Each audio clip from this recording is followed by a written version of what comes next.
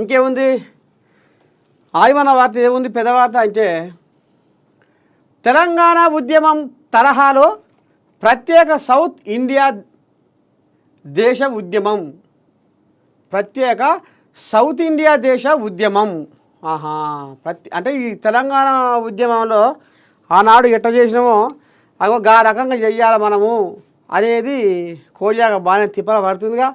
అన్యాయం జరుగుతుంటే చూస్తూ జనం ఊరుకోరు. బీజేపీ తీరుతో దక్షిణాదిలో ప్రత్యేక దేశం డిమాండ్ వచ్చే అవకాశం. వాహమ్మో తిరుగుబాటు తప్పదు. బీఆర్ఎస్ ఎమ్మెల్యే గంగుల కమలాకర్ ఆటు కామెంట్స్.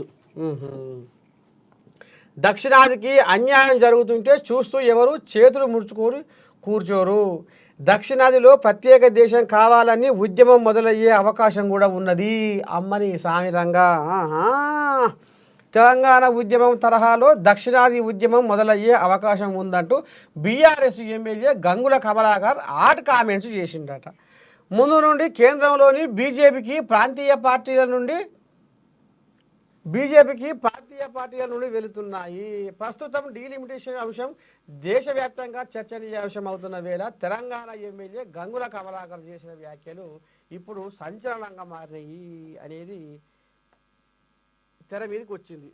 అయితే ఇప్పుడు డీలిమిటేషన్ మరి ఎవరికి ఫాయిదా అవుతుంది, అసలు ఏంది ఏం కథ, దీని తెరలో పడి బాగోతుంది ఏంది, తెర ముందు బాగోతుంది ఏంది ఏం కథ అంటే ఒక్కసారి దీని కథ ఏందో మనం చిన్నగా డీలిమిటేషన్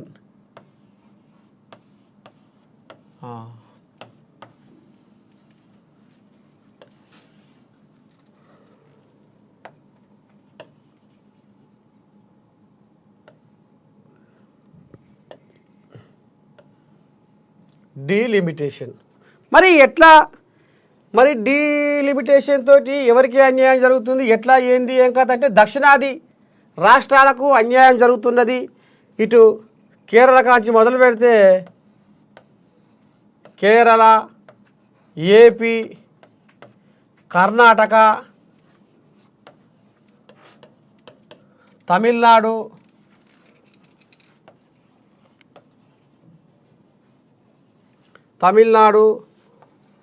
తెలంగాణ, ఆంధ్రప్రదేశ్, కేరళ, ఏపీ, కర్ణాటక, తమిళనాడు, తెలంగాణ మొత్తానికి ఇక్కడ భారతదేశం దక్షిణ భారతదేశంలో ఉన్న మరి ఈ డీలిమిటేషన్ పేరు మీద ఈ దక్షిణాదిలో ఉన్న రాష్ట్రాలకు అన్యాయం జరగబోతుంది.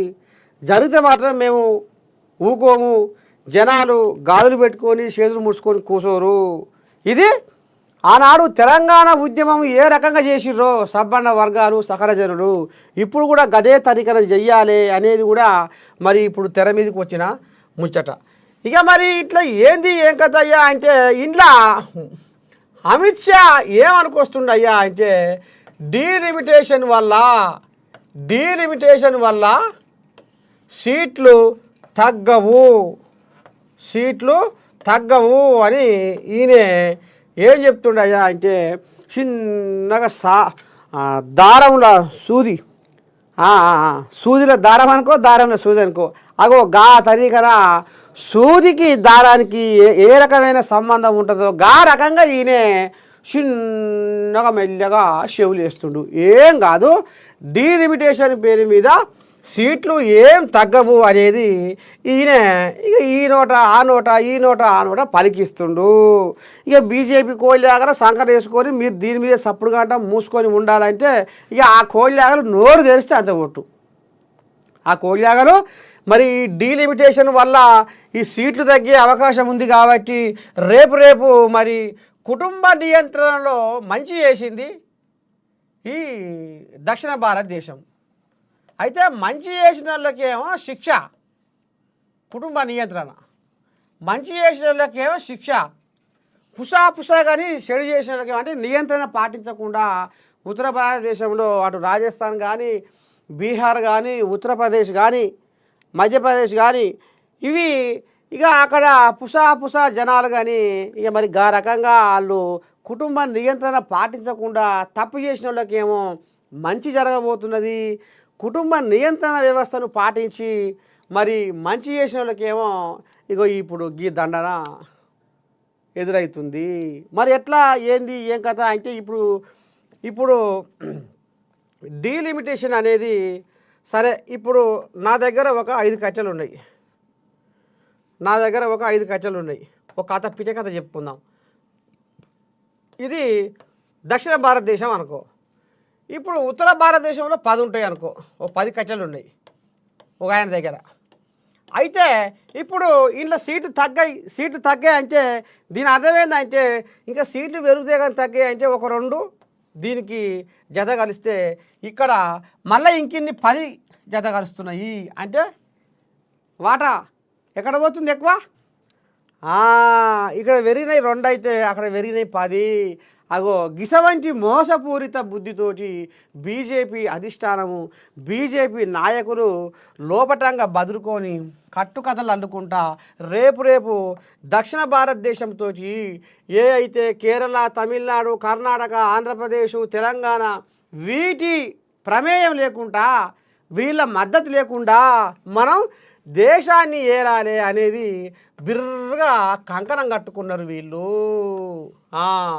మొత్తం లోక్సభ సీట్లు ఎన్ని అయ్యా అంటే 543 అయితే మరి కొత్తగా కట్టిన పార్లమెంటులో 888 సీట్లు ఎట్లా ఉన్నాయి ఏంది అనేది కూడా ఇవాళ ఆలోచనలో మునిగి తేలుతున్నారు దక్షిణ భారతదేశం వాళ్ళు.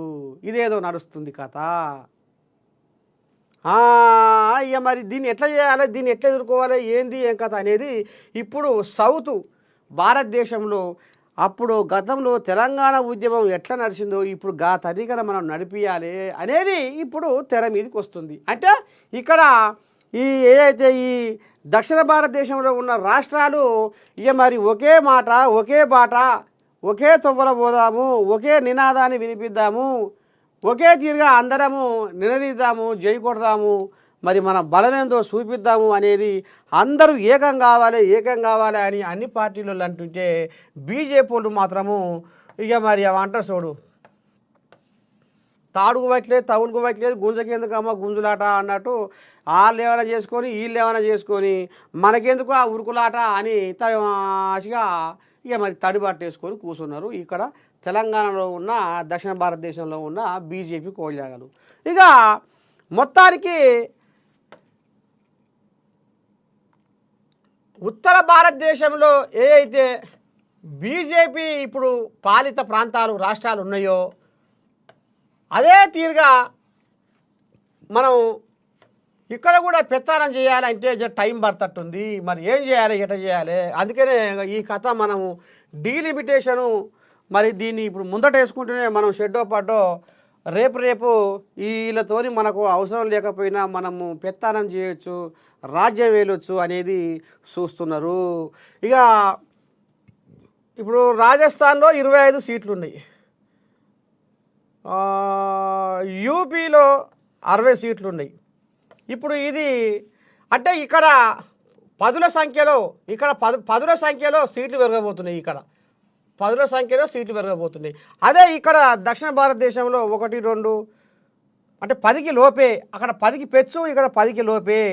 మొత్తానికి ఈ రకంగా వీళ్ళు ఏదో ఘనకార్యం చేస్తున్నాం మేము అనేది ముంగటేస్తున్నారు కానీ తెరలోపడి బాగోతులు మాత్రం చెప్తలేరు. ఏమన్నా అంటే సీట్లు తగ్గవు అనేది ముంగటేస్తున్నారు కానీ మరి ఒకవేళ పెరిగితే అక్కడ ఎన్ని పెరుగుతాయి, ఇక్కడ ఎన్ని పెరుగుతాయి అనేది కూడా మాత్రం ఎక్కడ తెల్లంగా ఈ బీజేపీ వాళ్ళు చెప్పలేకపోతున్నారు. అందుకనే ఇప్పుడు ఈ డీలిమిటేషన్ ఇదైతే కానియొద్దు, తర్వాత చూద్దాము, ముందు కుటుంబ నియంత్రణతోటి మేము మంచి చేస్తే ఇవాళ మాకే అది ఇవాళ మెడకబడ్డ పామైంది అనేది ఇవాళ మరి దక్షిణ భారతదేశంలో ఉన్న రాష్ట్రాలు అన్నీ ఇక మరి కూడగట్టుకొని మొత్తానికైతే ఇదొక ఉద్యమంలాగా తీసుకుపోవాలనేది మాత్రము అన్ని పార్టీలలో రావాలి, అందరికి పట్టి ఉండాలి అనేది ఒకటి తీసుకొస్తారు తెర మీదకి. చూద్దాం ఏం జరగబోతుంది, ఏంది ఏం కథ అనేది ఇంకా ముందు చూద్దాం.